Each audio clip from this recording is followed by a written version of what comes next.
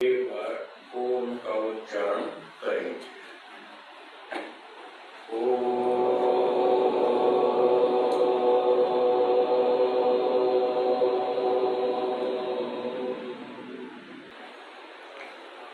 सोलह पदार्थों के तत्व ज्ञान से मोक्ष की प्राप्ति होती है। ये बात चल रही थी न्याय दर्शन के आधार पर।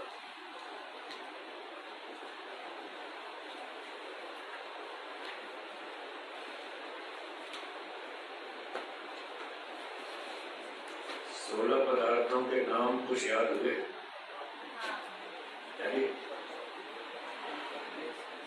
थोड़े पूरे किसको हुए? आपको पूरे याद हो और किसको हुए पूरे? 16 पूरे याद हुए नहीं?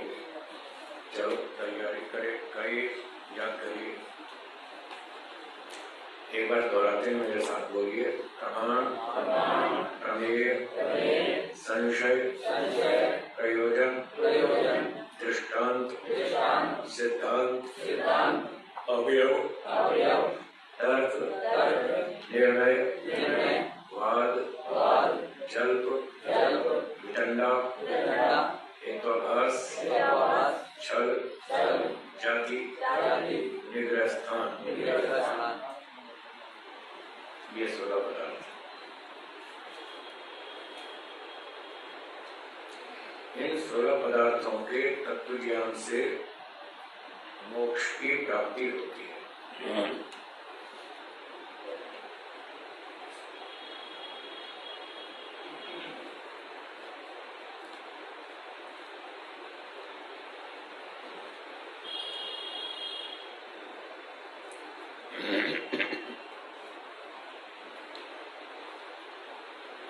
पहला पदार्थ कौन सा है?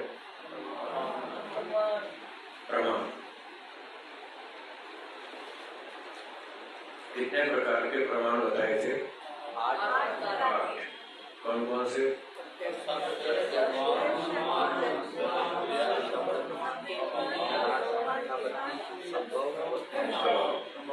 ठीक। फिर दूसरा अभी ये तो 8 प्रमाण हुए। फिर 8 में जो पहला था प्रत्यक्ष, उसके कितने प्रकार बताए थे? 3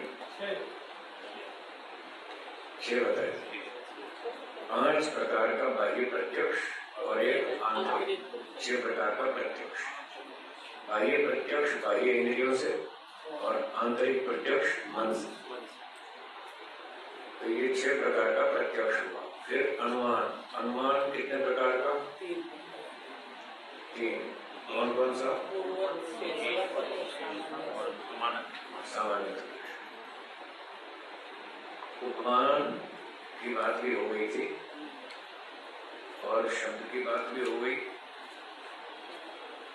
अब आगे बढ़ते हैं 5वां।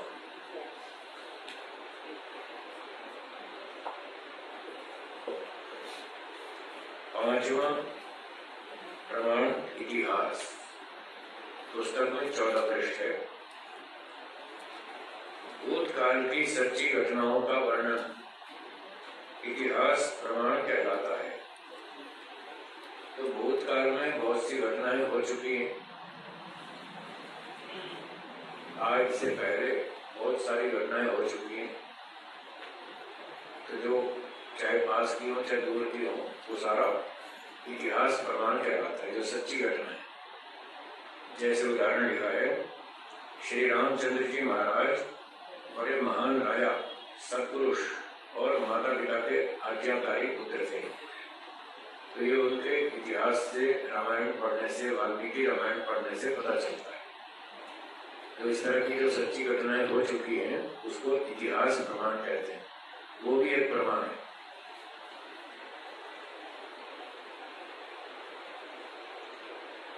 कहीं चर्चा चली कि ईश्वर है या नहीं है, तो एक व्यक्ति ने कहा है, क्या प्रमाण है?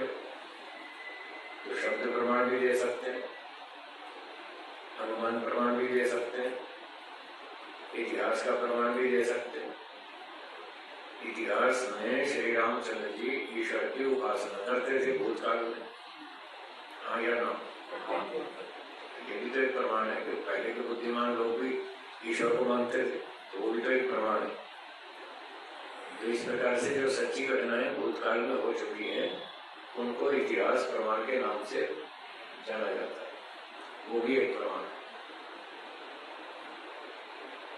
आगे है छठा, अर्थापत्ति। एक बात के कहने से जब दूसरी बात बिना कहे उसके अर्थ से समझ ली जाए तो उसे अर्थापत्ति प्रमाण कहते हैं। जैसे किसी ने कहा कि आटे के न होने पर रोटी नहीं बनती, इस बात के कहने से दूसरी बात बिना कहे ये समझ में आ गई, उसके अर्थ से प्राप्त हो गई कि आटे के होने पर रोटी बनती। पहले वाक्य क्या बोला था? आटे के न होने पर रोटी नहीं बनती। तो अर्थापत्ति से उसके अर्थ से ये बात प्राप्त हुई। जो बात अर्थ से प्राप्त होती है उसको अर्थापत्ति कहते हैं। तो ये बात अर्थ से निकल आई कि आटे के होने पर रोटी बनती है, इसको अर्थापत्ति प्रमाण कहते हैं। एक व्यक्ति ने कहा मैं तेरे जैसा मूर्ख नहीं हूं। क्या मतलब? सीधा तो नहीं कहा तू मूर्ख है, लेकिन अर्थापत्ति से ये बात निकल आई कि तू मूर्ख है। बाजार में गया, जेब कटवा के आ गया, तो मूर्ख नहीं तो क्या है? मैं तेरे जैसा मूर्ख थोड़ी हूँ, मेरी जेब थोड़ी कटी है, तू कटवा के आया, तू मूर्ख है। तो ऐसे सीधी सीधी बात भी कह देते हैं कभी कभी, और कभी सीधी नहीं कहनी हो तो ऐसे घुमा फिरा के भी कह देते हैं, तो उसको अर्थापत्ति कहते हैं। ठीक है। सातवां है संभव प्रमाण। जो बात सृष्टि नियम के अनुकूल हो वह संभव प्रमाण कहलाता है। जैसे आंख से देखना, कान से सुनना संभव है। आंख से देखना, कान से सुनना सृष्टि नियम के अनुकूल है, ये संभव है। परंतु घुटने से देखना और माता के कान से बालक का जन्म होना ये संभव नहीं है। तो इससे पता चल जाता है कौन सी बात ठीक है, कौन सी गलत। ये भी एक प्रमाण है, संभव प्रमाण। जो बात सृष्टि क्रम के अनुकूल हो वो संभव है, जो संभव है वो सही है, जो इसके विपरीत है वो असंभव है, वो झूठ है। ऐसे भी पता चलता है, ये भी एक प्रमाण है। किसी ने कहा मेरे दादाजी खेत में अग्नि से सिंचाई करते थे, क्या ये संभव है? पता लग गया ना, झूठ बोलते। और 2000 वर्ष पहले किसी ने कहा कि हमारे गुरुजी बिना ही बाप के पैदा हो गए अकेले मां से। अब बताओ संभव है या असंभव? पता लगे ना, झूठ बोलते। ऐसे बहुत सारे चालाक लोग झूठ बोलते। ये सारा चमत्कार, अंधविश्वास, पाखंड, ये सब गड़बड़ है। ये सब इस प्रमाण से पता चल जाता है, ये बातें संभव नहीं है। एक ने कहा हमारे गुरुजी एक समय में 2 जगह दिखते हैं, आगरा में भी, पटना में, एक ही टाइम करो 2 जगह दिखते हैं। बताओ, हो सकता है एक आदमी एक टाइम 2 जगह दिखाई दे? बस तो ऐसे लोग मूर्ख बनाते हैं। अभाव प्रमाण। 8वां, जहां पर कोई वस्तु न हो, उसके न होने के कारण किसी अगली बात का ज्ञान हो जाए, वहां उस अगली बात का ज्ञान अभाव प्रमाण से होता है। जैसे उदाहरण, सेठ जी ने अपने नौकर से कहा उस कमरे में 15 कपड़े रखें, दूसरे कमरे में, उस कमरे में 15 कपड़े रखें, उनमें से 5 रंगहीन सफेद बिना रंग वाले, लाल पीला कलर नहीं उसमें, तो बिना रंग वाले 5 कपड़े हैं, वो ले आओ। तो नौकर ने जाकर देखा और 10 कपड़े रंगीन थे, 5 बिना रंग वाले थे। 10 रंगीन कपड़े अलग कर दिए और 5 अलग कर दिए, वो 5 उठा लाया। 5 सफेद कपड़े ले आया। तो किस प्रमाण से जाना कि सेठ जी ने यही कपड़े मंगाए?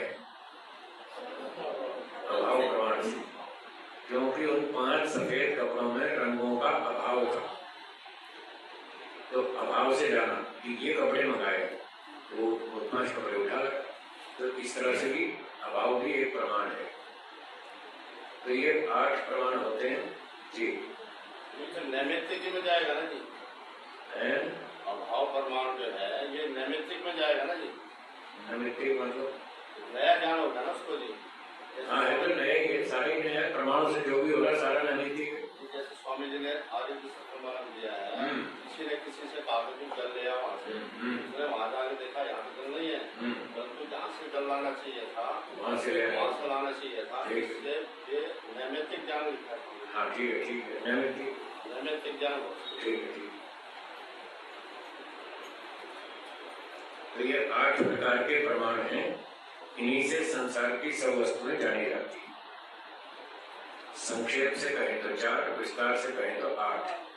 दुनिया भर की सब बातें इन्हीं 8 प्रमाणों से हम समझ सकते हैं। अब दूसरा पदार्थ प्रमेय। हाँ जी, स्वामी जी ने जो स्वाभाविक ज्ञान है, स्वाभाविक ज्ञान तो बहुत थोड़ा है, जो बताया था कि मैं हूँ, ये आत्मा जानता है मैं हूँ, ये स्वाभाविक है। ये 8 प्रमाणों से जो भी ज्ञान हो रहा है ये सारा नैमित्तिक है, क्योंकि सब बाद में सीख रहे हैं ना, जो बाद में सीख रहे हैं वो सारा नैमित्तिक है। 8 के 8 प्रमाण से जो भी ज्ञान होता है वो सब नैमित्तिक है। स्वाभाविक ज्ञान तो बहुत थोड़ा है, मैं हूँ, हर आत्मा इतना जानता है मैं हूँ। आप लोग ऐसा महसूस करते हैं मैं हूँ, करते हैं? हाँ, तो जो महसूस करते हैं ये कोई सिखाना पड़ता है कि तुम महसूस करो मैं हूँ? ये तो सब अपने आप ही महसूस करते हैं, तो ये स्वाभाविक है। स्वामी जी, पशु पक्षियों में स्वाभाविक ज्ञान ज्यादा, मतलब उनका स्वाभाविक ज्ञान ही होता है। जो मतलब खाना पीना दौड़ना हमला करना दिया दिए वाला, ये स्वाभाविक नहीं है, ये भी नैमित्तिक है। ये ईश्वर ने जन्म से सिखा कर भेजा है, ईश्वर ने सिखाया, उनका अपना नहीं है। अगर उनका अपना जीवन होता तो आत्माएं तो सारी एक जैसी, मनुष्य पशु पक्षी कीड़े मकोड़े सब आत्मा एक जैसी है। अगर उनमें स्वाभाविक ज्ञान है तो हमें भी इतना तो होना चाहिए, हमें तो इतना भी नहीं, तो बैठना भी नहीं आता। बच्चे को बैठना सिखाती माँ, बेटा ऐसे बैठो, ऐसे चलो, ऐसे वस्तु पकड़ो, चम्मच जैसे पकड़ो, ऐसे खाना खाओ, सब कुछ सिखाना पड़ता है। पशु पक्षी तो सब सीखे हुए आते हैं, तो वो ज्ञान भी ईश्वर ने उनको जन्म से सिखाकर भेजा, वो भी नैमित्तिक है। स्वाभाविक तो बहुत थोड़ा सा है। जैसे कि स्वाभाविक ज्ञान का उदाहरण ये है, एक और सुख को आत्मा जानता है, ये सुख है, ये अच्छा है, ये उसको स्वभाव से पता है ये अच्छा है, और ये दुख है, ये खराब है। तो दुख को जानता है ये खराब है, ये नहीं चाहिए, सुख चाहिए, वो उसको स्वभाव से ज्ञान है। जैसे मैंने पहले उदाहरण दिया था, एक माँ ने उंगली पर शहद थोड़ी सी लगाई और बच्चे को ऐसे चटा दी, तो बच्चा चाट कर खुश हो गया। उसको माँ ने ऐसा बोला था, सिखाया था कि भाई जब मैं शहद चटाऊंगी तो ऐसे ऐसे खुश हो जाना। माँ ने सिखाया था? नहीं सिखाया। ये उसको स्वभाव से बताया कि ये अच्छा है, ये अच्छा है, खुश हो गया। और थोड़ा सा करेले का रस उसके मुंह में डाल दो, फिर देखना क्या रिएक्शन आएगा। ऐसे ऐसे ऐसे करेगा, ऐसे ऐसे एक्शन करेगा, नहीं ये नहीं चाहिए। तो ये उसको पता है ये अच्छा नहीं है, ये दुखदायक है, मुझे अच्छा नहीं है, पसंद नहीं आया, उस पर उस तरह का रिएक्शन करेगा। तो वो स्वाभाविक ज्ञान है, तो अपने आप ही करता है, उसको सिखाना नहीं पड़ता। बाकी सब सिखाना पड़ता है, ये तोता है, ये कौवा है, कबूतर है, बिल्ली है, गाय है, घोड़ा है, बाकी सब सिखाना पड़ता है, वो सारा नैमित्तिक है, और ये तो स्वाभाविक है। चलिए आगे चले। प्रमेय, अगले पृष्ठ 15 पर। प्रमाणों से जिस वस्तु को जाना जाए उसे प्रमेय कहते हैं। तो ये 8 प्रमाण हैं। इन 8 प्रमाणों की सहायता से हम जिन जिन वस्तुओं को जानेंगे वो वस्तुएं जानने योग्य पदार्थ वो प्रमेय कहलाते हैं। अर्थात जानने योग्य पदार्थ। किसी ने आंख से मोटर गाड़ी मकान वस्त्र आदि पदार्थों को जाना, आंख से जाना, तो आंख को क्या बोलेंगे? प्रमाण। और मोटर गाड़ी को जाना, इसको क्या बोलेंगे? प्रमेय। तो यहाँ पर मोटर गाड़ी मकान वस्त्र आदि पदार्थ प्रमेय है। यूं तो संसार में प्रमेय अर्थात जानने योग्य पदार्थ असंख्य है। अरबों करोड़ों अरबों वस्तु है जो जिनको हम नहीं जानते, तो ऐसे तो प्रमेय बहुत है। इनको सब्जेक्ट और ऑब्जेक्ट बोल सकते हैं इंग्लिश में। हाँ, ऑब्जेक्ट इज प्रमेय, सब्जेक्ट इज देख रहे हैं। ऑब्जेक्ट प्रमेय ये तो ठीक है, हाँ ये ठीक है। देखने वाला है वो सब्जेक्ट है। वो तो फिर आँख जैसे है, आँख ही सब्जेक्ट। आँख तो मीन्स है, मीन्स साधन, जानने का साधन। देखने वाला काम नहीं, देखने वाला तो आत्मा है। आत्मा है प्रमाता। अटल कल बताई थी ना, या सुबह आज बताई थी, 4 बार बताई थी।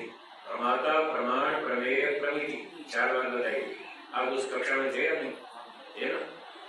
तो आंख तो प्रमाण है, और जो स्कूटर कार है ये प्रमेय है। आंख से हमने पंखे को स्कूटर को कार को देखा, वो तो ऑब्जेक्ट हो गया। अब अंग्रेजी मुझे कम आती है, मैं नहीं जानता, वो आप हिसाब लगा लेना। मैं तो हिंदी जानता हूँ, हिंदी में बता रहा हूँ। आंख प्रमाण है और स्कूटर कार आदि प्रमेय है, ठीक है। और जानने वाला चेतन तत्व आत्मा वो प्रमाता। आप उसको सब्जेक्ट करो, मुझे नहीं पता, आप देख लेना। अब मुझे आता नहीं, फिर उल्टा सीधा हाँ करूँ, फिर मैं फंस जाऊंगा। मुझे जो बात नहीं मालूम है कह देता हूँ, मुझे नहीं मालूम, आप हिसाब से देख लेना। और जो मालूम है वो हाँ कह देता हूँ। ऑब्जेक्ट का मुझे पता था, इसलिए मैंने स्वीकार कर लिया ये ऑब्जेक्ट है जिसको हम देख रहे हैं, ये तो पता था। तो आत्मा प्रमाता है, और जो जानकारी मिली, ये पंखा है, सफेद रंग का है, चल रहा है, ये जानकारी मिली, इसका नाम प्रमिति। प्रमिति, प्रमिति, हाँ दोनों में ई छोटी आई, माँ में भी और ता में भी। प्रमिति, हाँ जानकारी, इंफॉर्मेशन, ये प्रमिति। तो अब ये प्रमेय का विषय चल रहा है, जानने योग्य पदार्थ। तो यूं तो करोड़ों पदार्थ हम किस किस को जानेंगे? सबको जानना आवश्यक भी नहीं है और संभव भी नहीं। हमारा जीवन बहुत छोटा है, समय बहुत कम है, और शक्ति क्षमता भी बहुत कम है, तो सब चीजें जानने की आवश्यकता नहीं है। इसलिए महर्षि गौतम जी ने 12 प्रमेय छांट कर बता दिए कि इतने तो जरूर जान लो, इसके बिना मोक्ष नहीं होगा। 12 प्रमेय को जानना आवश्यक है, अगर इनको नहीं जाना तो मोक्ष नहीं होगा। इनको जान लिया तो फिर होता है। इसलिए बाकी लाखों चीजों के पीछे भागने की जरूरत नहीं है। ये बहुत से लोग फालतू सवालों में टाइम बर्बाद करते रहते, तो उनको जानना इतना आवश्यक नहीं। ये 12 चीजें बहुत जरूरी है, इनको जानना जरूरी है, क्योंकि यदि इनके विषय में मिथ्या ज्ञान बना रहेगा तो फिर वो मिथ्या ज्ञान ही हमको संसार में बांध लेगा, वही बंधन का कारण है। इसलिए 12 को जानना बहुत आवश्यक है, इनको जरूर जाने। तो 12 को आवश्यक है, वे 12 प्रमेय ये हैं, बोलिए आत्मा, शरीर, इंद्रियां, अर्थ। अर्थ का मतलब है रूप, रस, गंध आदि विषय। जो 5 इंद्रियों के विषय हैं, रूप, रस, गंध, शब्द, स्पर्श, इनको अर्थ कहते हैं। अर्थ शब्द के अनेक अर्थ होते हैं। अर्थ शब्द के अनेक अर्थ होते हैं, मीनिंग होते हैं। तो उनमें से जो यहाँ लागू होता है अर्थ शब्द का मतलब, वो है रूप, रस, गंध, शब्द, स्पर्श, 5 विषय। इनको यहाँ 12 प्रमेयों में अर्थ नाम से कहा है। बाकी अर्थ का मतलब रुपया पैसा की है, तो आप जानते ही, अर्थव्यवस्था, इकोनॉमिक्स। चलिए, और फिर है अगला, बोलिए बुद्धि। बुद्धि का मतलब यहाँ पर है ज्ञान, नॉलेज। आगे है मन, बोलिए प्रवृत्ति, प्रवृत्ति अर्थात कर्म। दोष, दोष का मतलब राग प्रवेश इत्यादि। और प्रेत्य भाव, इसका मतलब पुनर्जन्म, दोबारा जन्म होगा, इस बात को भी जानना जरूरी है। फिर आगे है कर्मों का फल, वही कर्मों का फल। फिर आगे है दुख, और अंत में मोक्ष। दुख को भी समझना है, मोक्ष को भी, इन 12 चीजों को समझना है। आज लोग इन्हीं 12 चीजों में उलझे हुए हैं, वो इनको ठीक से नहीं समझ रहे, इसलिए फंसे हैं दुनिया में, उनका मोक्ष नहीं हो पा रहा। अभी सुबह बात चल रही थी, संसार में सुख है या नहीं है, दुख है या नहीं, सुख अधिक है या दुख अधिक, और मानते क्या है, बस यही गड़बड़ है, यही भ्रांति है, यही अविद्या, इसीलिए हम फंसे रहे। अगर यहाँ दुख अधिक है समझ में आ गया तो निकल लेंगे। अभी आप इस कमरे में बैठे हॉल में, आपको यहाँ इस समय सुख अधिक है या दुख अधिक है, सुख अधिक है, आराम से बैठे। अभी हम यहाँ धुआं छोड़ देंगे लकड़ी का, फिर देखना टूट के भागेंगे सब, तब दुख अधिक हो जाएगा। जब तक सुख अधिक है तब तक बैठेंगे, और यहाँ धुआं ही धुआं करते यहाँ लकड़ी का, बस फिर दम घुटेगा, सब टूट के भाग जाएंगे। तो जब दुनिया में दुख ही दुख दिखेगा ना, ऐसे जैसे कमरे में धुआं हो जाता है, फिर दम घुटता है, फिर आप भागता है बाहर, निकलो यहाँ से। तो ऐसे जब दुनिया में लगेगा कि यहाँ तो कहाँ फंस गए, यहाँ तो बहुत घुटन है, निकलो यहाँ से बाहर, फिर मोक्ष हो जाएगी। तो ऐसा महसूस होना चाहिए। आएगा वो टाइम भी आएगा जब आपको ऐसा लगेगा कहाँ फंसे दुनिया में, यहाँ से निकलो बाहर। ये तब आएगा जब हम इस दुख को समझेंगे और मोक्ष को भी समझेंगे। लोग मोक्ष को नहीं समझ रहे, बड़ी समस्या है।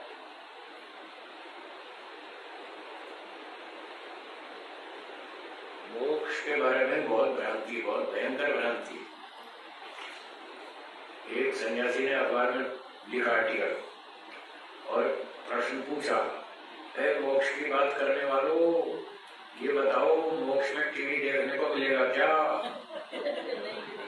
वहाँ रसगुल्ले गुलाब जामुन खाने को मिलेंगे क्या, ऐसे ऐसे बताओ।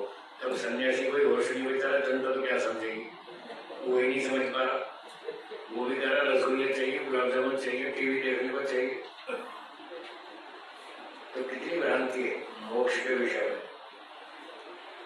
फिर कुछ लोग कहते हैं जब ये सब नहीं मिलेगा तो फिर मोक्ष में क्या होगा। मोक्ष में ऐसे एक कमरे में बिठा देंगे, दीवार की तरफ मुंह करके बैठे रहो, दीवार को देखते रहो, ऐसा मोक्ष नहीं चाहिए।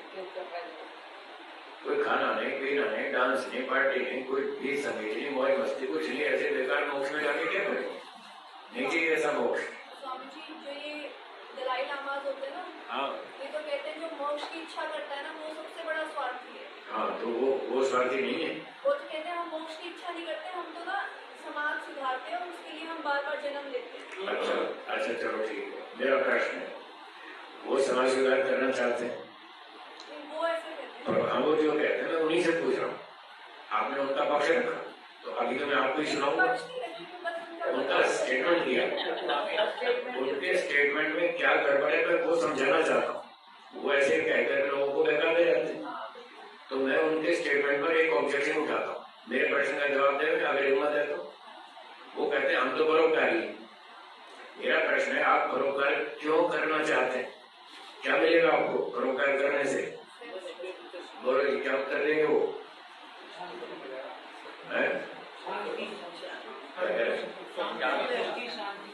सुख शांति मिलेगी ना, तो स्वार्थ नहीं है। सुख शांति के लिए कर रहे हैं और फिर कहते हैं हम स्वार्थी नहीं है। स्वार्थी तो वो है, हमसे पक्के बड़े स्वार्थी तो वो है। वेदों का सिद्धांत है जीवात्मा स्वभाव से स्वार्थी है, A to Z। कोई जीवात्मा हो सब के सब स्वार्थी है। स्वार्थ तो इनबिल्ट है, जो इनबिल्ट होता है उसको निकाल सकते हैं आप, तो स्वार्थ तो सदा से सदा ही रहेगा, हटेगा ही नहीं। कोई भी जीवात्मा कुछ भी करता है, कुछ भी, चाहे अपने लिए करे चाहे दूसरे के लिए, दोनों में स्वार्थ है। जो हम दूसरे का काम कर रहे हैं हम ही तो कर रहे हैं, वो परोपकार कर रहे हैं हम भी कर रहे हैं। हम भी देश भर में घूमते हैं, पूरे देश में घूमते हैं, कश्मीर से केरल तक, बम्बई से कलकत्ते तक, 365 दिन काम करते हैं, हम भी तो परोपकार कर रहे हैं, और हमें पता है कि हम स्वार्थ के लिए कर रहे हैं। हम भी स्वार्थी हैं, आप भी स्वार्थी हैं, कौन स्वार्थी नहीं है ये बताओ? कोई धन के लिए करता है, कोई सम्मान के लिए करता है, कोई प्रतिष्ठा के लिए, कोई उच्च पद प्राप्त करना चाहता है, कोई मोक्ष चाहता है। स्वार्थ तो सबका है, मोक्ष प्राप्ति के लिए स्वार्थ है। हाँ, वो भी स्वार्थ है। हम भी तो मोक्ष के लिए काम कर रहे हैं, हम भी स्वार्थी हैं, वो भी स्वार्थी है। वो झूठ बोलते हैं कि हम परोपकारी हैं। परोपकार करने का भी फाइनल डेस्टिनेशन, अंतिम पर्पस तो अपना स्वार्थ ही है। अगर उसको ना तो सुख, ना तो धन सम्मान मिले, ना खाना पीना मिले, ना मोक्ष मिले, कुछ भी नहीं मिले, तो क्यों काम करेगा? आप दुकान में जाओ, 1 साल तक व्यापार करो और प्रॉफिट की इच्छा मत करना, करोगे? अपना गर्दन गिरा कर नहीं करेगा तो स्वार्थी कौन नहीं, ये बताओ? वो भी स्वार्थी, सब स्वार्थी। स्वामी जी, निस्वार्थ भाव किसको बोलते हैं? निस्वार्थ का मतलब है लौकिक सुख की स्वार्थ नहीं है। निस्वार्थ का मतलब सिर्फ इतना है, अंतिम मोक्ष का स्वार्थ तो उसमें भी है। स्वार्थ तो बताया ना, इनबिल्ट है, वो तो स्वभाव है जीवन में, वो हट ही नहीं सकता। लोग कहते हैं कर्म करो, फल की इच्छा मत करो, मूर्ख जैसी बात। भाई जब फल की इच्छा नहीं करनी तो कर्म क्यों करे? देखो जवाब। एक टीचर से कहो साल भर बच्चों को पढ़ाओ स्कूल में, और वेतन की इच्छा मत करना, और पढ़ाएगा? क्यों झूठ बोलते? श्री कृष्ण ने तो निस्वार्थ भाव से योगीराज श्री कृष्ण जी ने हाँ निस्वार्थ भाव से करते हैं। वो मोक्ष में नहीं जाना चाहते थे, मोक्ष में जाना चाहते थे या नहीं श्री कृष्ण जी? व्याख्या तो यही है। मैंने तो पूछा, उसका उत्तर दीजिए। मैंने आपकी बात समझ ली, उस पर मैंने एक प्रति प्रश्न उठाया, वो गलती समझाने के लिए। मैंने जो प्रश्न उठाया उसका उत्तर आपने दिया नहीं, लिखा है वो तो मैंने नहीं समझ लिया। मेरे प्रश्न का उत्तर दीजिए, क्या वो मोक्ष में जाना चाहते थे, हाँ या ना? चाहते थे तो कहाँ निस्वार्थ हुआ? वो स्वार्थ नहीं है, मोक्ष प्राप्ति होगी तो स्वार्थ है। उनकी इच्छा भी थी कि एक अच्छा समाज हो, एक अच्छा राजा हो, वो भी तो स्वार्थ। पर आप दूसरे के लिए काम कर रहे हैं कि मोटे रूप में परोपकार है, ठीक है, अच्छी बात है। आप अपने घर के लिए नहीं कर रहे, समाज के लिए कर रहे हैं, देश के लिए कर रहे हैं, दुनिया के लिए कर रहे हैं, इसी का नाम परोपकार है। जब अपने घर के लिए करो या केवल अपने लिए करो, वो स्वार्थ है। पर जो हम दूसरे के लिए काम करते हैं उसको हम मोटी भाषा में परोपकार कहते हैं, दूसरे का भला करना। पर जो हम दूसरे का भला कर रहे हैं उसका भी तो उद्देश्य स्वार्थ ही है। आप दूसरे का भला क्यों कर रहे हैं? इसलिए कि इसके बदले में आपको कुछ मिलेगा, जो आपको मिलेगा वही तो स्वार्थ है। तो मैंने बताया, शास्त्रों में लिखा है स्वार्थ तो जीवात्मा का स्वभाव है,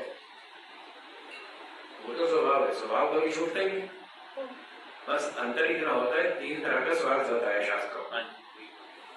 एक है उत्तम स्वार्थ, बोलिए उत्तम स्वार्थ। उत्तम स्वार्थ है मोक्ष प्राप्ति, ये उत्तम स्वार्थ। स्वार्थ तो वो भी हम अपने लाभ के लिए कर रहे हैं। उसका साधन है परोपकार। उत्तम स्वार्थ मोक्ष प्राप्ति, मोक्ष प्राप्ति का साधन है परोपकार, इसलिए परोपकार करना पड़ता है, उसके बाद ही मोक्ष मिलेगा। जो परोपकार नहीं करेगा उसको मोक्ष नहीं मिलेगा। ईश्वर ने कानून बता रखा है। ईश्वर स्वार्थी है या परोपकारी? जब वो परोपकारी है तो कहना मोक्ष में मेरे साथ रहना है, तुम मेरे साथ रहोगे तो मेरे जैसा बनो, तो मैं अपने साथ रखूंगा। तुम स्वार्थी लोगों को मैं घुसने नहीं दूंगा मोक्ष में। जो अपना ही अपना स्वार्थ देखते हैं, दूसरे का कुछ नहीं करते, ऐसे लोगों को मोक्ष में नो एंट्री। मेरे साथ रहना है तो मेरे जैसा बनो, मैं परोपकारी हूँ, तुम भी परोपकार करो, दूसरे का भला करो, तो मैं आपको मोक्ष दूंगा, तो आपका स्वार्थ सिद्ध होगा। तो शास्त्रों में ये बताया कि सबसे उत्तम स्वार्थ है मोक्ष प्राप्ति, ये भी स्वार्थ है, पर ये सबसे उत्तम है। इसमें स्वयं कष्ट उठा करके भी दूसरे की सेवा करनी पड़ती है। सन्यासी को बताया कि 2-4 दिन से ज्यादा एक जगह नहीं टिकना, घूमते रहो, देश भर में घूमते रहो। अब आप एक यात्रा करके आओ, यहाँ से बम्बई की या कोई हिमाचल की, कुल्लू मनाली की, शिमला की, एक यात्रा करके आओ, एक सप्ताह में शरीर टूट जाता है, फिर 2 दिन आके बिस्तर पे पड़े रहते हैं। और सन्यासी उसका कोई घर ही नहीं, वो साल भर घूमते ही रहता है, वो तो साल भर यात्राएं ही करता है, उसका अपना घर तो कोई है ही नहीं। और यहाँ पर वहाँ बताओ कितना कठिन काम, तपस्या का काम। 1 महीना मेरे साथ रह के देखो, पता चल जाएगा, पसीने आ जाएंगे। रोटी भी अलग अलग खाना जी है, रोटी भी अलग अलग मिलती है, अलग अलग भोजन, अलग अलग गर्मी ठंडी तापमान अलग, क्लाइमेट अलग, भोजन अलग, कोई पंजाबी, कोई गुजराती, कोई मराठी, कोई साउथ इंडियन, कोई नॉर्थ इंडियन, कोई उड़ीसा का, कोई कलकत्ते का, पता नहीं कैसे कैसे खाने को मिलता है। कभी ढंगा मिलता है, कभी नहीं मिलता है, कभी मिर्ची तेज होती है, कभी नहीं होती है, कभी गर्म मिलता है, कभी ठंडा मिलता है, कभी टेम्पर मिलता है, कभी नहीं मिलता है। बहुत तपस्या करनी पड़ती है। लोग कहते हैं महाराज तो मजे करते, आओ ना मजे करने हो, तो मेरे साथ आओ 1 महीना, पता चल जाएगा कितने मजे। हाँ जी बोलो। ये स्वामी आश्रम उसका दे दिया आपने। हाँ जी। ये पता नहीं कैसे की नहीं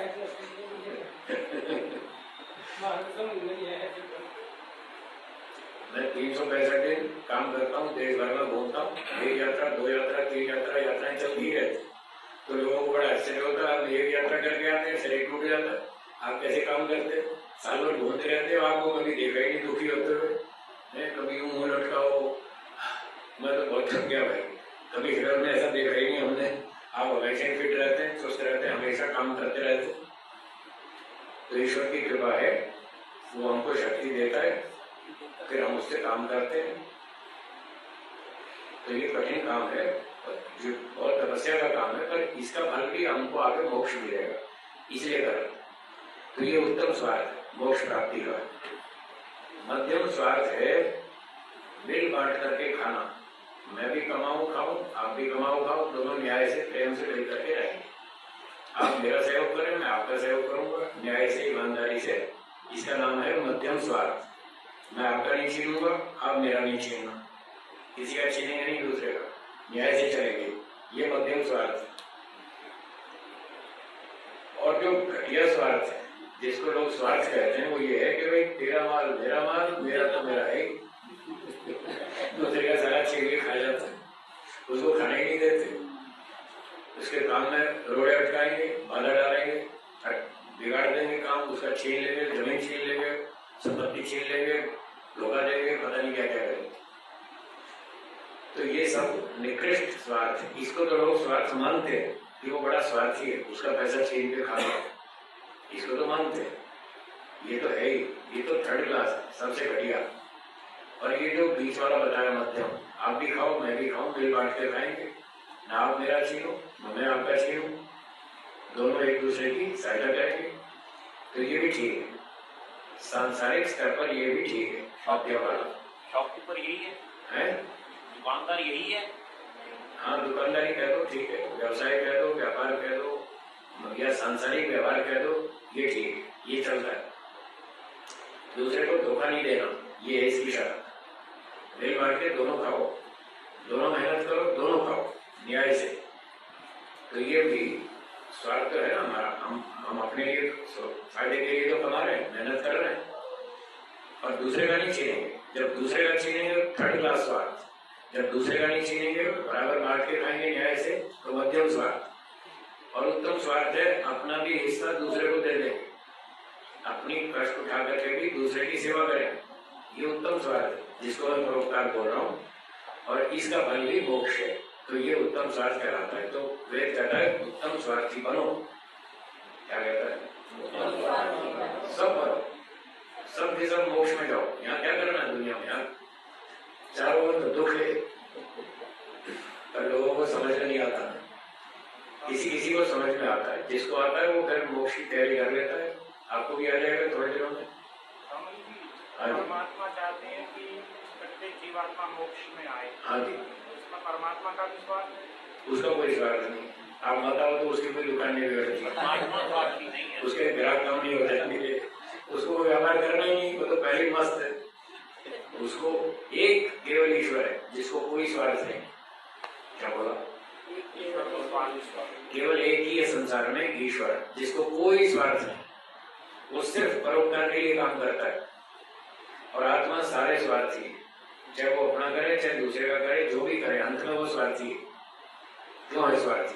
और ईश्वर क्यों नहीं है स्वार्थी? उसका रीजन है आत्मा अल्पज्ञ है, आत्मा अल्प शक्तिमान है, इसलिए वो उसके अंदर बहुत सारी कमियां हैं। अल्पज्ञ अल्पशक्तिमान होने से उसके अंदर बहुत सारी कमियां हैं। वो अपनी कमियों को पूरा करना चाहता है, बस वही तो स्वार्थ है। स्वार्थ का मतलब स्व अर्थ, अपने लाभ के लिए। स्व अपना, अर्थ होने प्रयोजन, लाभ। तो अपने लाभ के लिए जीवात्मा काम करता है, क्योंकि उसमें कमियां हैं, इसलिए वो कमियां तो अनादिकाल से और अनंत काल तक रहेगी। इसलिए स्वार्थ भी सदा से और सदा रहेगा। वो हमेशा अपने लिए काम करेगा, दूसरे के लिए भी करेगा तो भी अपने लिए ही कर रहा है। बस एक सिस्टम है उसका कि जब दूसरे के लिए करोगे तो मोक्ष मिलेगा और केवल अपने लिए करोगे तो मोक्ष नहीं मिलेगा, इतना फर्क है। तो वो दूसरे के लिए भी करता है तो भी वो अंत में तो अपने लिए ही कर रहा है, क्योंकि उसमें वो कमी है। जो परोपकार करता है उसके बदले में भी उसको कुछ ना कुछ मिलता है, तो फिर भी वही बात है, तो स्वार्थी हुआ। तो इसलिए जीवात्मा स्वभाव से स्वार्थी है, अनादिकाल से है, अनंत काल तक रहेगा। उसका स्वार्थ कभी हटेगा नहीं, क्योंकि उसकी कमियां कभी खत्म नहीं होती। आपने रोटी खा ली, भूख मिट गई, शाम को फिर भूख लगी, फिर रोटी लाओ, कल फिर लाओ, परसों फिर लाओ, पानी लाओ, गर्मी लगी, पंखा चाहिए, कूलर चाहिए, एसी चाहिए। हमारी कमियां कभी खत्म होती ही नहीं, इसलिए हमें जरूरत हमेशा बनी ही रहेगी और हमेशा हम उसकी पूर्ति के लिए मेहनत करते ही रहेंगे। इसलिए जीवात्मा का स्वार्थ कभी हटेगा नहीं। ईश्वर में कोई कमी है क्या? फिर उसमें कहां से स्वार्थ? कोई कमी हो तो स्वार्थ बने ना। कोई कमी हो तो उसकी पूर्ति के लिए ईश्वर मेहनत करेगा, पर ईश्वर में कोई कमी है ही नहीं। वेदों में साफ लिखा है, न कुतश्चन ऊन, ये अथर्ववेद का मंत्र है। न कुतश्चन ऊन, ऊन का अर्थ है कम, न ऊना, उसमें कोई कमी नहीं है ही नहीं कमी, तो इसलिए उसका स्वार्थ बनता ही नहीं। उसमें तो ढेरों आनंद ही आनंद है, विद्या है, बल है, पता नहीं सैकड़ों हजारों गुण है। वो अपने स्वाभाविक गुणों से दूसरों का भला करना चाहता है, क्योंकि उसका परोपकार भी एक गुण स्वभाव से ही। और हम सब अल्पज्ञ अल्पशक्तिमान है, हमको हमेशा जरूरत रहती है। तो ईश्वर देखता है, चलो भाई ठीक है, तुम्हें जरूरत है, मेरे पास बहुत भंडारा भरा है, चलो खाओ पियो मजा करो, तुम्हारे फायदे के लिए मैं कर देता हूँ, मेरा क्या बिगड़ रहा है। इसलिए केवल ईश्वर ही शुद्ध परोपकारी, उसको कोई भी स्वार्थ नहीं। सृष्टि बनाता है, चलाता है, कर्मों का फल देता है, उसमें उसका अपना कोई स्वार्थ नहीं। इसलिए केवल एक ही ऐसा है। हाँ जी बोलिए, क्या पूछ रहे? निष्काम कर्म किसको कहेंगे? निष्काम का अर्थ है जिसमें सांसारिक सुख की कामना ना हो। क्या बोला दोहराइए? लेकिन मोक्ष की कामना हो, लेकिन मोक्ष की कामना, हाँ वो निष्काम। निष्काम का मतलब कोई भी कामना ना हो, ऐसा नहीं है, यह अर्थ गलत है। दुनिया वाले ये अर्थ समझते हैं निष्काम का मतलब कोई फल की कामना ही नहीं, ये झूठ है। ऐसा निष्काम तो केवल ईश्वर है, जिसको फल की कामना नहीं। जीवों को तो सबको है, पर जीवों के लिए ही कहा है कि निष्काम कर्म करो। तो उसकी परिभाषा लिखी है महर्षि दयानंद जी ने, ऋग्वेदादि भाष्य बोधिका में ये परिभाषा लिखी है, जिसमें सांसारिक सुख की कामना नहीं की जाती और मोक्ष सुख की कामना की जाती है, उसको निष्काम कहते हैं। और जिसमें सांसारिक की कामना की जाती है वो सकाम है। ये परिभाषा। हाँ बोलिए। स्वामी जी, स्वर्ग की क्या परिभाषा?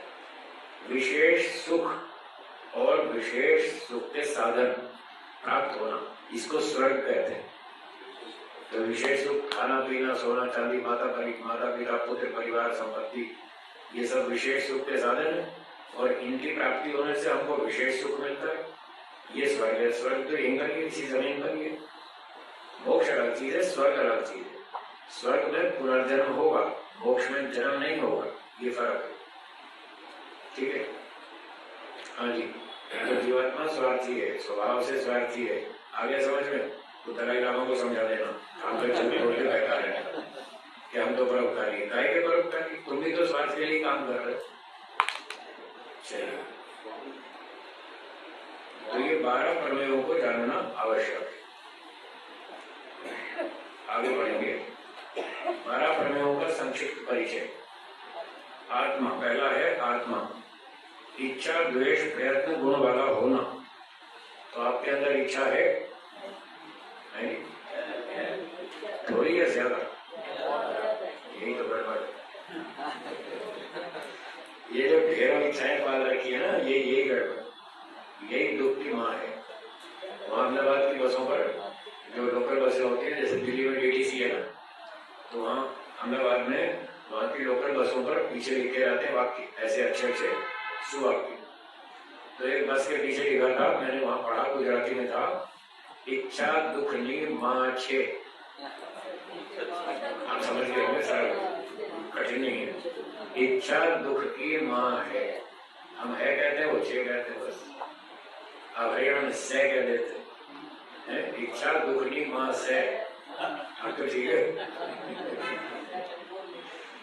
तो जितनी इच्छाएं बढ़ाओ उतना दुख बढ़ेगा, और जितनी इच्छा कम रखो उतना सुख बढ़ेगा, दुख कम होगा।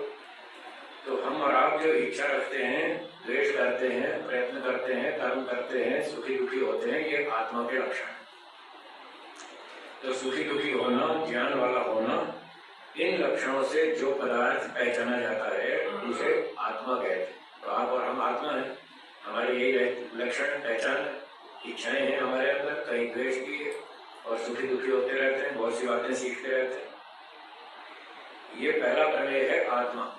आत्मा को जानना बहुत जरूरी है। व्यक्ति आत्मा के बारे में ठीक से नहीं जानता, आत्मा को नहीं पहचानता।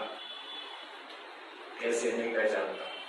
जब कोई किसी को धोखा देता है तब उसको जोरदार झटका लगता है, और इसने मुझे धोखा दिया, इससे तो ऐसी उम्मीद नहीं थी, ये मेरे साथ ऐसा करेगा। बोलो, झटका लगा ना?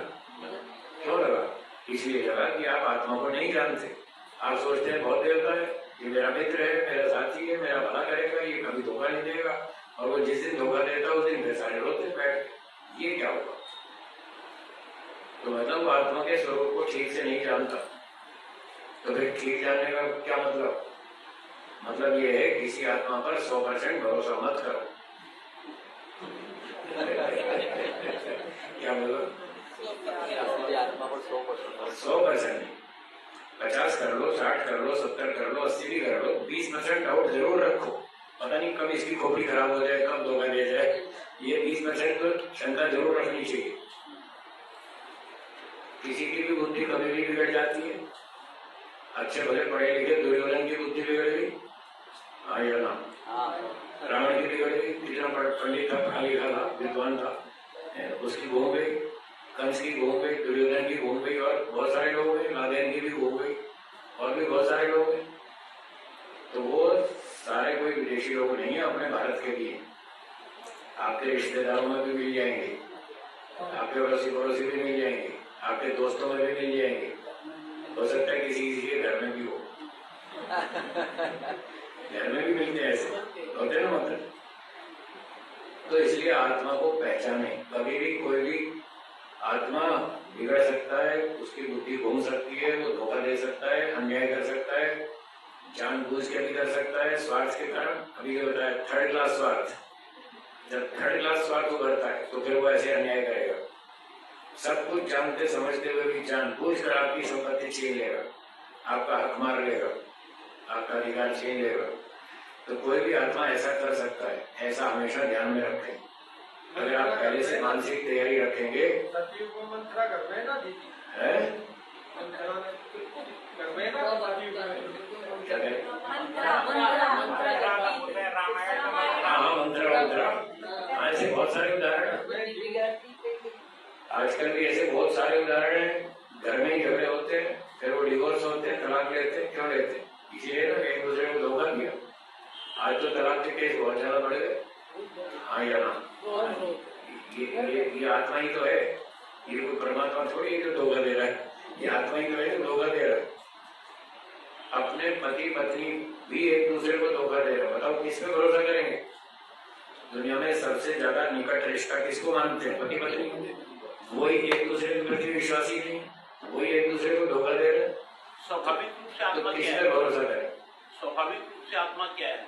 स्वभाव से आत्मा शुद्ध है, जो ईश्वर भेजता है वो शुद्ध होती है। वो शुद्ध है, लेकिन जब शरीर में आता है और अविद्या उसको दबा लेती है तब वो घोटाले करता है। स्वभाव से आत्मा शुद्ध है, अविद्या के दबाव से वो गलतियां करता है। पहले अनजाने में करता है, फिर जानबूझ के करता है। छोटा बच्चा है, उसको पता नहीं है, तो उसने गलती कर दी, माँ ने समझा दिया नहीं बेटा ये गलत है। अब पहली बार तो पता नहीं था उसको, पहली बार तो अनजाने में थी। जब माँ ने उसको अच्छी तरह समझा दिया, एक थप्पड़ भी लगा दिया कि अब ऐसा नहीं करना, उसके बाद भी वो करता है। अब तो जानबूझ के कर रहा है। तो ठीक शिक्षा दी जाए तो हम मानव जाति को बचा सकते हैं। हाँ, दंड कठोर होना चाहिए, दंड के बिना कोई सुधरता नहीं है। वेदों में लिखा है, ऋषियों के ग्रंथों में लिखा है, आप भी बोलिए, दंड के बिना। महर्षि मनोज जी ने लिखा है, दंड देना धर्म है, दंडम धर्मम विदुर बुधा। बुद्धिमान लोग दंड देने को धर्म कहते हैं, और धर्म से ही रक्षा होती है, इसलिए दंड से ही रक्षा हो सकती है। अरब कंट्रीज में दंड मिलता है, इसलिए लोग कंट्रोल में रहते हैं। यहाँ दंड नहीं मिलता, इसलिए वे बेहिसाब चलते हैं। अब थोड़ा थोड़ा दंड मिलना शुरू हुआ है। चौराहे पर अब कैमरे लग गए, आप ओवर स्पीड गाड़ी चलाओ, आपके घर में चलाना जाएगा, लाल बत्ती क्रॉस करो, फोटो खींच लेते कैमरे, आपके घर में चलाना आ जाएगा। अब इस दंड के कारण लोग थोड़ा थोड़ा सुधरने लगे, हाँ या ना, बस। तो दंड देना ही उपाय है और कोई उपाय नहीं। हाँ जी, क्या बोल रहे? स्वामी जी, जैसे एक आत्मा होती है, आपने बोला कि आत्मा जो ईश्वर भेजता है वो बिल्कुल शुद्ध होती है ना, ऐसा मैंने नहीं कहा, ऐसा उन्होंने कहा, मैंने नहीं कहा। मैंने ये कहा, यही तो ध्यान रखना है। मैं बहुत सावधानी से बोलता हूँ, नाप तोड़कर बोलता हूँ। मैं जानता हूँ 54 प्रकार की गलतियां होती, ये सारी लिखी है इसमें। ये जो पुस्तक है ना, सत्य की खोज, इसमें सारी 54 प्रकार की गलतियां बताई, जो न्याय दर्शन में महर्षि गौतम जी ने बताई। और इस न्याय विद्या के पीछे 45 साल से इसके पीछे पड़ा हूं मैं, ठीक है? तो मुझे तो सारी गलतियां रटी हुई है, इसलिए बहुत सावधानी से बोलता हूँ। मुझे पता है मैं कहाँ गलती करूंगा, सामने वाला कहाँ पकड़ेगा, तो मैं गलती नहीं करता। बोलने से पहले 4 बार 6 बार चेक करता हूँ, अपनी बात के एक एक शब्द को तोलता हूँ कि कहीं मैं ऐसा बोलूँ तो फंस तो नहीं जाऊंगा। पूरी तैयारी करके आता हूँ, और लोग गलतियां करते हैं मैं उनको पकड़ लेता हूँ, तत्काल पकड़ लेता हूँ, इसने यहाँ गलती की, इसने यहाँ गलती की। तो मैंने ऐसा नहीं कहा कि ईश्वर जब भेजता है तो वो शुद्ध होता है, ऐसा मैंने नहीं कहा, वो तो उन्होंने कहा। मैंने ये कहा था आत्मा स्वभाव से शुद्ध है, ये कहा। और जब अविद्या में फंस जाता है, शरीर में आया तो अविद्या उत्पन्न हो गई, जब अविद्या के चक्कर में आ गया तब घोटाला शुरू करता है वो, ये कहा था। अब इस पर कोई ऑब्जेक्शन हो तो बोलिए, हो गया ना साहब? आप भी सावधान रहना। अगर आप ये 54 गलतियां समझ लेंगे जो बताई इस पुस्तक में, न्याय दर्शन की बताई हुई, इन 54 गलतियों को अच्छी तरह समझ लेंगे और 20 वर्ष तक इसका अभ्यास करेंगे, 20 लगातार 20 साल, तो है क्या हो जाएगा? मोक्ष नहीं होगा, आप बोलना सीखेंगे, आप बस इतना होगा। 20 साल में तो बोलना सीखेंगे, मोक्ष में तो अभी और टाइम लगेगा। आप बोलने में गलती नहीं करेंगे। अगर 20 साल तक इस विद्या को पढ़ेंगे, पढ़ाएंगे, बार बार पूरा दिमाग लगाएंगे, तो आपको बोलना समझ में आ जाएगा कि मैं कहाँ कितनी कैसी गलतियां करता था। आपकी गलतियां आपको समझ में आनी शुरू हो जाएंगी अगर आप 20 साल तक इस विद्या को पढ़ेंगे। फिर अपनी भी गलती पकड़ लेंगे, दूसरे की, तब आपको समझ में आएगा। अब जो न्याय दर्शन नहीं पढ़ता है, जिसको ये गलतियों का नहीं पता, वो सुबह से रात तक कितनी गलतियां करता है। मैं सबकी बातें सुनता रहता हूँ और मन में हंसता रहता हूँ, बाहर से नहीं हंसता, मन में हंसता रहता हूँ। देखो इसने यहाँ ये गलती की, इसने ये गलती की, ये हेतुआभास है, ये निगरस्थान है, ये जाति का प्रयोग कर रहा है, ये चालाकी कर रहा है, ये धोखा दे रहा है, ये छलकपट कर रहा है। मुझे सारी समझ में आती है। जैसे डॉक्टर को नब्ज पे हाथ रखते ही पता चलता है ना इसको क्या बीमारी है, तो मुझे सब लोगों की बातें सुनते ही पता चलता है इसको क्या बीमारी है, फटाफट पकड़ लेता हूँ। जज के लिए और राजा के लिए ये न्याय विद्या, न्याय शास्त्र यदि वो उसको पालन करे तो वो अच्छे से न्याय कर सकता है, बढ़िया न्याय करेगा। बढ़िया न्याय। इसके बिना वो ठीक से गलतियां पकड़ ही नहीं सकता। इस विद्या से ही तो गलतियां पकड़ी जाती। तो राजा को पढ़नी चाहिए, न्यायाधीश को, राजा को, सेनापति को, और जो जो भी बड़े बड़े अधिकारी संस्थाओं के एमडी हैं, डायरेक्टर हैं, ऑफिसर हैं, मैनेजर हैं, जो भी अधिकारी हैं, सबको ये पढ़नी पड़ेगी। उनको तो क्या, आपको भी सबको पढ़नी पड़ेगी, नहीं तो आप गलती से बच ही नहीं पाएंगे और आपको वर्षों तक जीवन भर पता ही नहीं चलेगा हम कहाँ गलती कर रहे हैं और क्या गलती कर रहे हैं। और जब कोई बताएगा कि आप गलत बोल रहे हैं तब आपको समझ में भी नहीं आएगा। अगर आपने ये पढ़ा है तो फटाफट समझ में आएगा। सुबह शंका समाधान में एक शंका आई थी, आत्मा साकार है या निराकार, आई थी ना? ये 20 साल से सुन रहा हूँ मैं, अब तक उन लोगों को दिमाग खराब है, अभी तक ठीक नहीं हुआ। 20 साल से बता रहा हूँ मैं, वो अब तक इसी पे अटके, नहीं आत्मा साकार, ये फालतू का हट है। हट करना कोई बुद्धिमत्ता नहीं, वो अभी भी अड़े हुए कितने उल्टे सीधे कुतर्क लेकर आएंगे। आत्मा साकार है क्योंकि वो एक देशी, अब कभी एक देशी लाएंगे, कभी कहेंगे उसकी सीमा है, कभी कुछ कहेंगे, कभी कुछ कहेंगे। ये फालतू के हट दुरा गए और कुछ भी नहीं, जबकि मैं इनके सारे उत्तर दे चुका हूँ।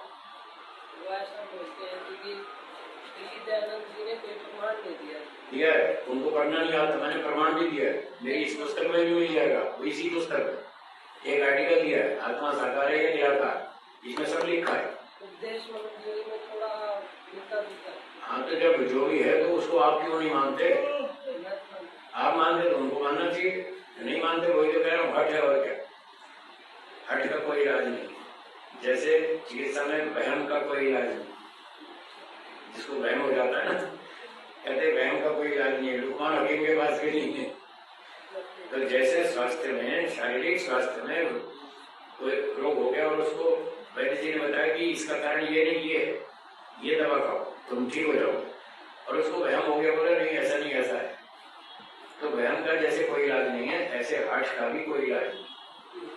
और अंतिम इलाज है डंडा, डंडे से सब ठीक हो जाता, दंड के बिना कोई सुधरता नहीं, या तो प्रेम से सुधर जाओ, नहीं तो फिर डंडा ठोके तब सुधरोगे। तो ब्राह्मण का काम है प्रेम से बताना, क्या बोला, और क्षत्रिय का काम है डंडा ठोकना। अब मैं क्षत्रिय तो हो नहीं, इसलिए मैं डंडे तो नहीं ठोक सकता, बस शब्दों से बता सकता हूँ। जो बुद्धिमान होगा वो बात को समझ लेगा और लाभ उठा लेगा। मूर्ख आदमी वैसे ही अटका रहेगा, भाई अटके रहो, मेरा क्या है, तुम्हारे नुकसान।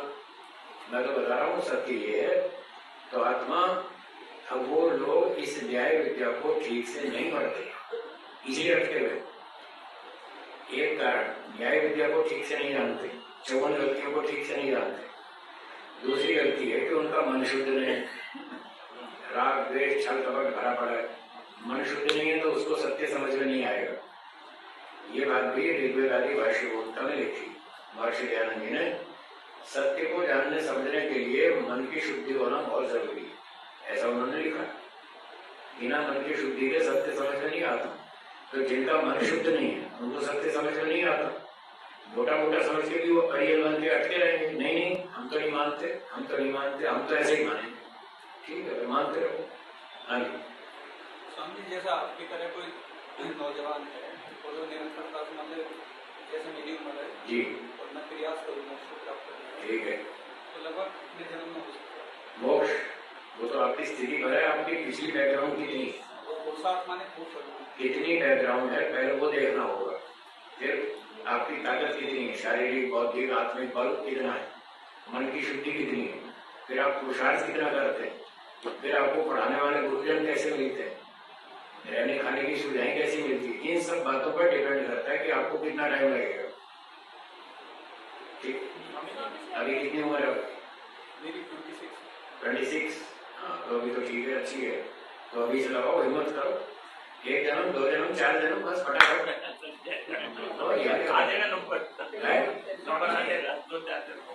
ईश्वर की उपासना के साथ साथ हमें से क्या कर्म करें जिससे हमारा देश वैदिक स्वराज्य की तरफ बढ़े? देश को भूल जाओ, वो नहीं सुधरेगा, अपनी बात करो।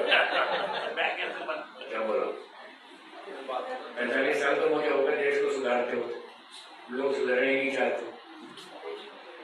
क्या बोला,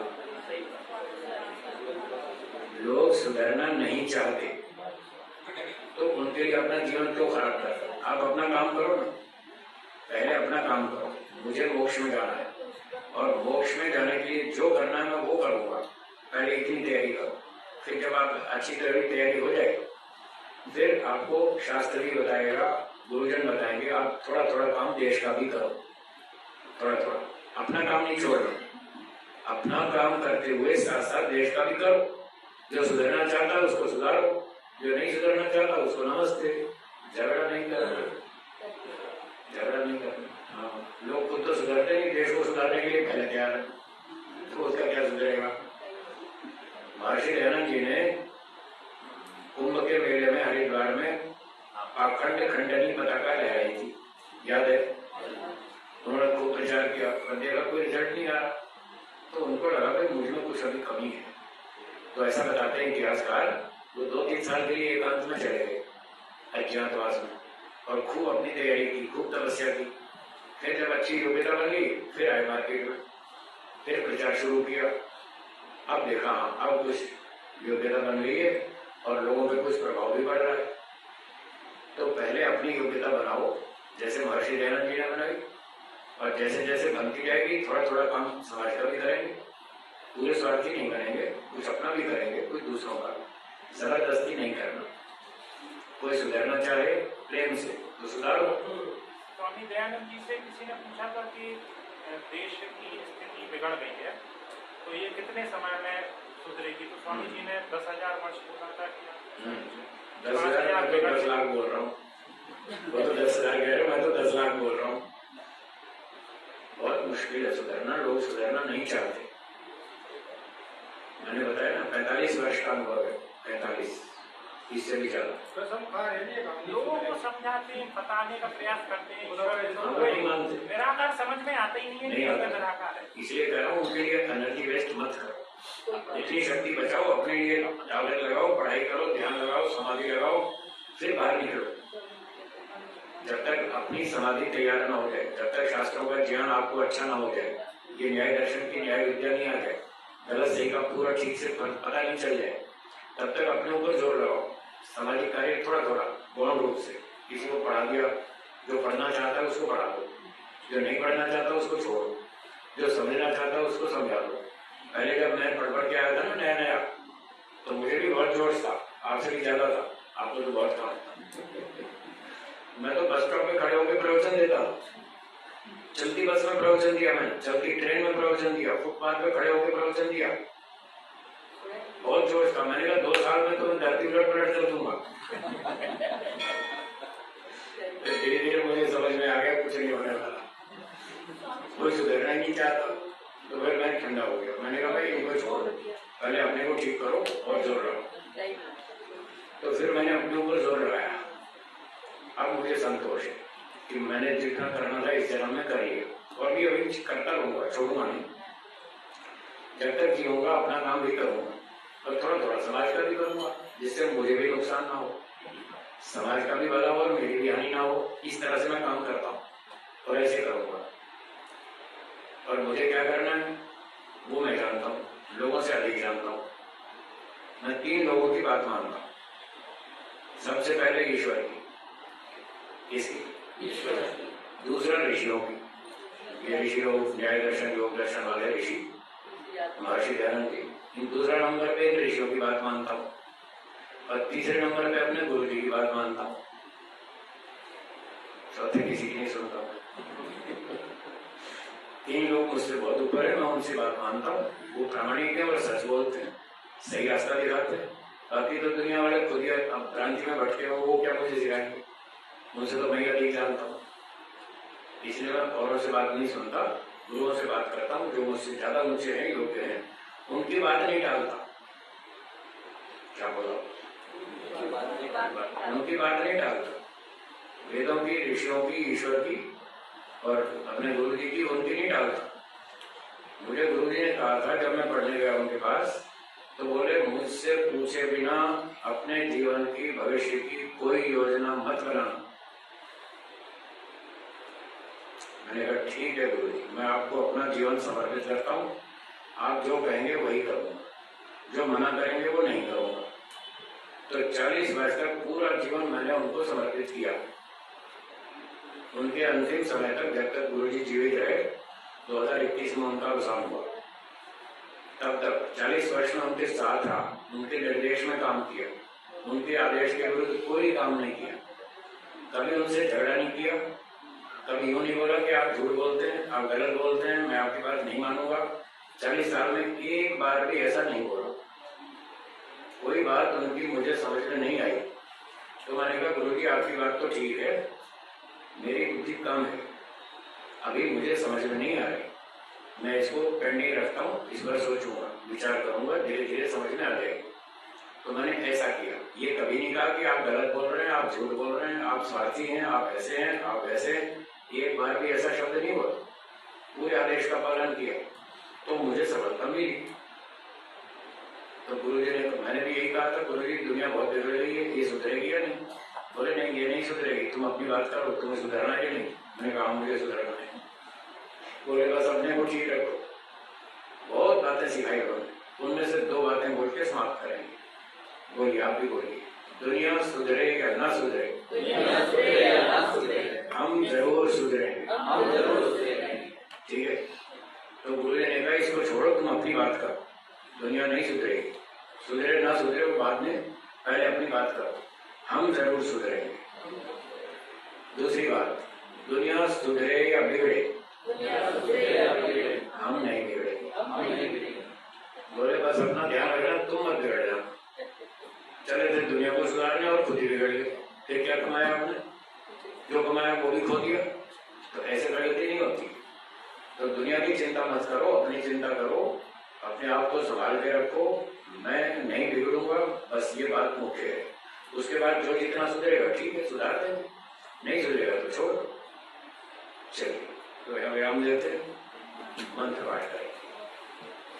ओम यज्जाग्रतो दूरमुदैति दैवं तदुसुतस्य तथैवैति दूरंगमं ज्योतिषां ज्योतिरेकं तन्मे मनः शिवसंकल्पमस्तु।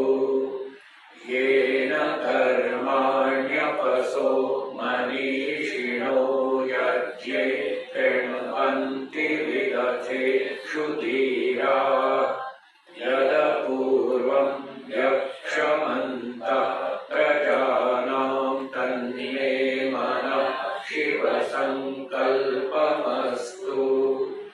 यत्प्रज्ञानमुत चेतो धृतिश्च यज्ञो निरन्तरमृतं प्रजासु यस्मान्नरिते किञ्चन कर्म क्रियते तन्मे मनः शिवसंकल्पमस्तु।